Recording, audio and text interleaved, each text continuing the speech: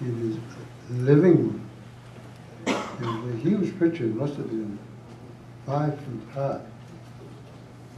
And he was standing there in his uniform, you know, or some type of military uniform.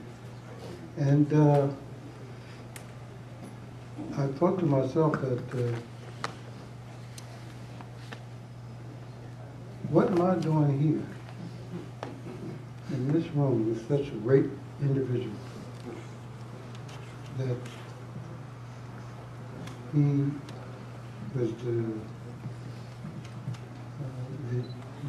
chief of the courts, international courts, and he had so many accolades. I can't think of them right now. And yet, God has brought me all the way here to now actually see how some of his people have done because they've attached themselves to Islam and Ahmadiyya. This was a great man, and still there are people that are coming after him. But those people remember him even more, just as I do. Jazakallah.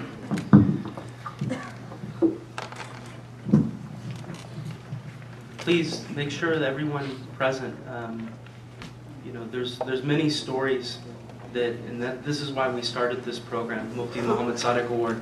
We felt like we were losing an incredible history and a great, you know, saga of Ahmadiyya in the United States was being lost. And mashallah for my predecessors, you know, for putting this together, because I think that this is so important to Majlis Quddam al-Ahmadiyya. You know, one of the things that Sadr Saab talked about yesterday was, you know, not focusing too much on the past, but more on the future. But I think also that was inherent in his words is that understanding our past is very important for us to move forward in our future. So make sure you please grab these dear brothers afterwards and talk to them about, because they have so many stories, and they're being, in my humble opinion, too humble up here. And we want them to share those, you know, with all of the youth and the Quddam, especially, that they can. And that brings us to our next recipient of this award, which is Jalaluddin Abdul Latif Saab, who currently lives in Old Bridge, New Jersey. He himself was born September 9th, 1941, to a Methodist Christian parents. But he himself never really connected with those beliefs.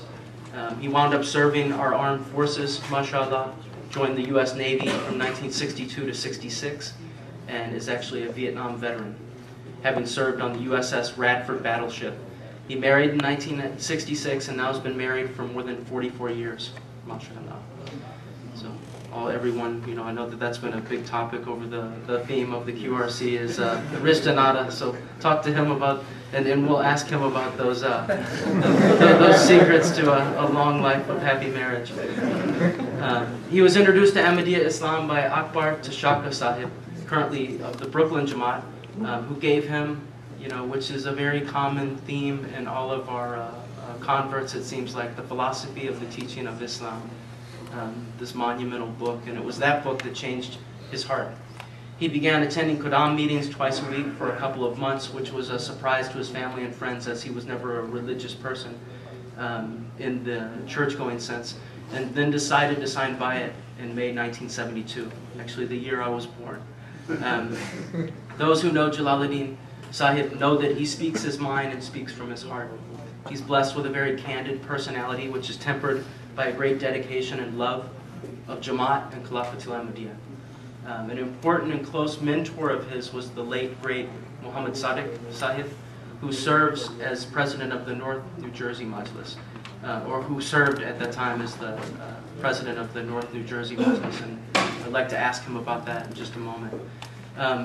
I spoke to his family, who, those of you who don't know, Junaid Sahib, his son, is Naib in our department, Tarbiyat No Mubayin, and also Abdul Rahim Sahib. They gave me some interesting anecdotes and stories. Said first off, one of the things that they both said was that to the utmost he led a life where both by his example and by his words he taught them always every day the importance of Salat and Jamaat service, which I think shows. His children laughed that he used to drip water in their ears in the morning if they were slow in getting up for Fajr prayers.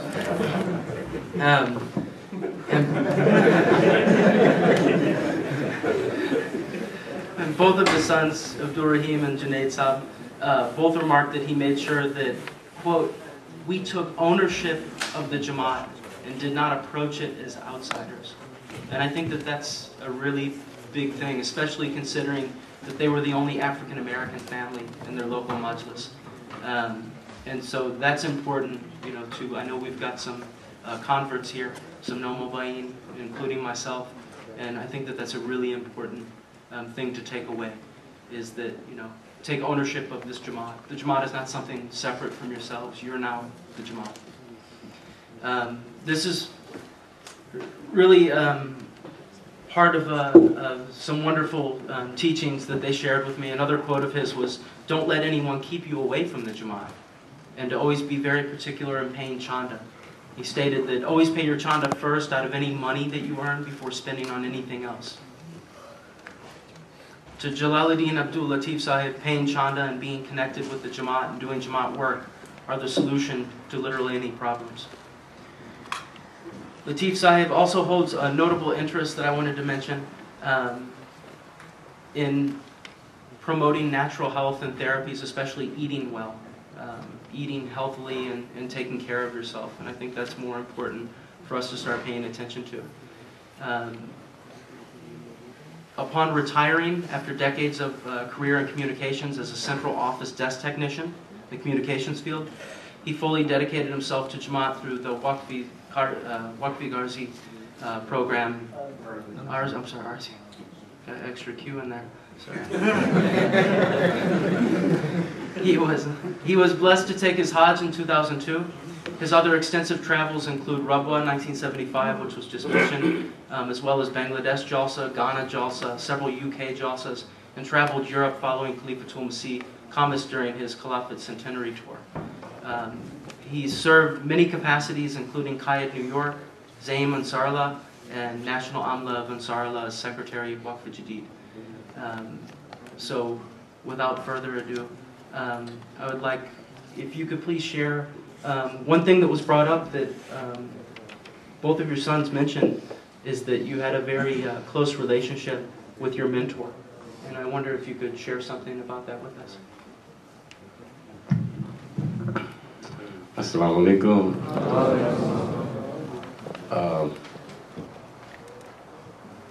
This is one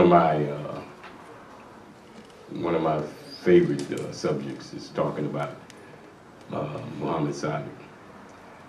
I mentioned that to a couple of young people, and they would ask me, so you knew Mufti Muhammad Sadiq? You were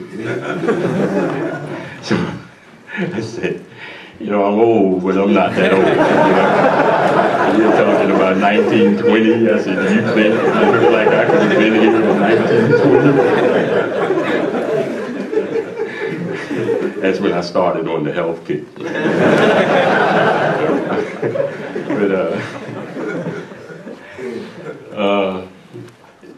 A couple of years ago, I wrote an article for the Gazette about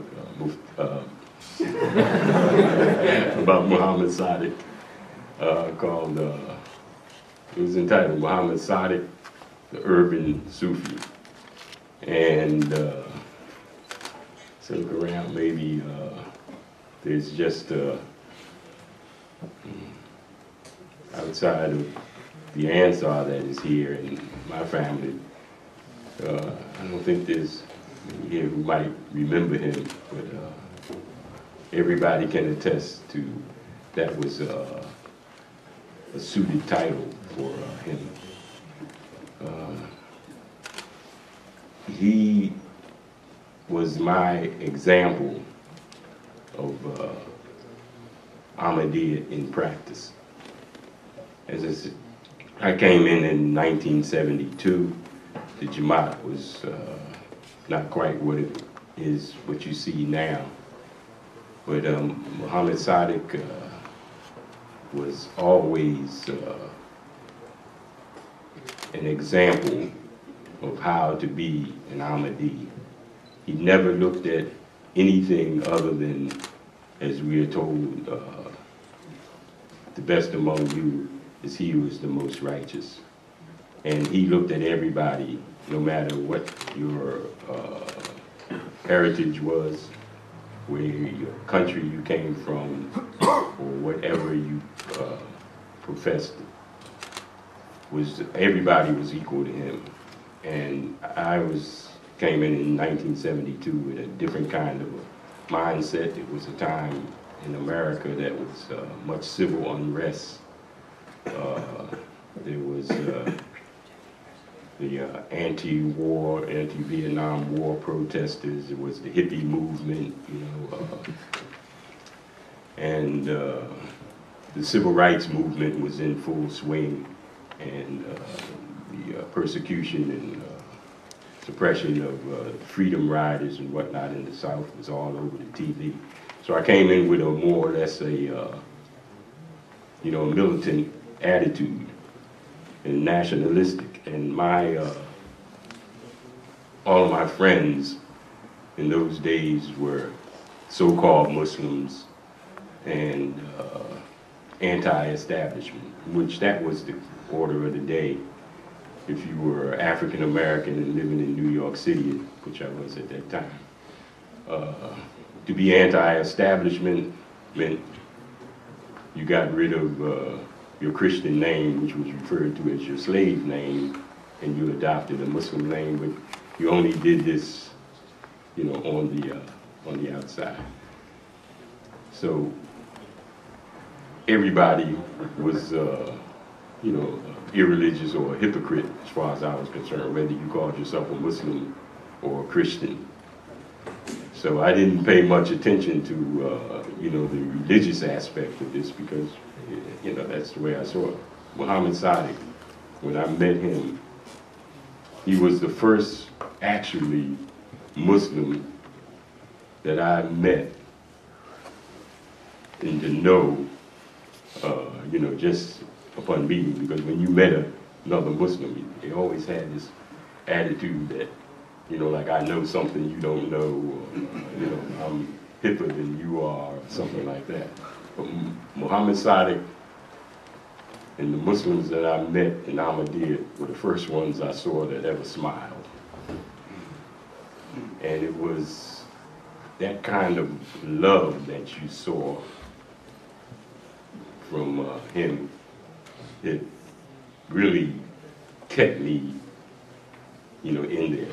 This is after, you know, reading the philosophy of the teachings of Islam and being impressed by that, but being given the climate that I was living in and seeing how, you know, there was a difference and whatnot in, you know, you being African American, you being Pakistani, you know, you're a Dr. Saab Pakistani, I'm a regular Pakistani, you know, and had all of these different enclaves in the mosque, you know, the African Americans would stand over here, the Dr. Saabs would be over here, the Dr. Volkswagens would be over here, you know. And this is the way it looked, and I took notice of that. And Muhammad Sadiq asked me, I come in 72, it's by 75 now, told me to come and go to the Jalsa in Rabwa. And there was another person who some of you might remember or might not, but was the ex-missionary Abdul Ghaffur Sufi. and Bashir Afzal, another elder of the African Americans. They were all my mentors. It was those three, not just Muhammad Sadiq, but Abdul Ghaffur Sufi, may Allah rest his soul, with Muhammad Sadiq and Bashir Afzal. He also told me to go to Rabwa. And I think that's what cemented my faith. Because up to that time, it was that kind of a, as I explained, my kind of mindset. But when I got to Rabwa in 1975, with my dear brother here, Bilal, and some of those members we mentioned as former recipients of this award, I saw Islam practice like no Muslim I ever met in New York City or anywhere else ever practiced. This was actually where I got grounded. I was lucky enough to have had those people as my mentors and to be able to go into Rabwa and Qaideen in 1975 and see this in practice. Because if I hadn't done that, if I hadn't seen this on that scale and saw, you know, instead of viewing Ahmadiyyat as a local thing, and seeing it on this worldwide scale, where it was not just Pakistanis and African Americans there, there was the brother from Germany, what's his name?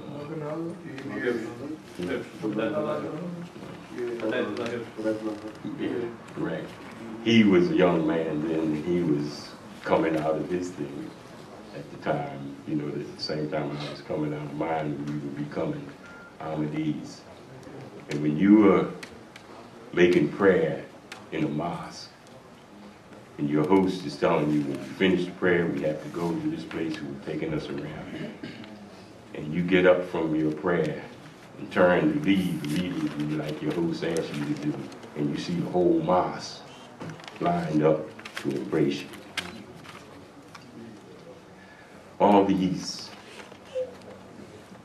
frail men in December who have a sheet wrapped around them, or a blanket, is standing in line to greet you because you came, because you became an Ahmadi. And when you're embraced by these people and they're kissing you on your cheek, and you've never been kissed by a man other than your father or your uncle or something like that, it's an amazing thing. And you know what you are witnessing here is what Muhammad Sadiq, and because he had been here a number of times before, he had been to Rabbi, and him, and a number of other people for that.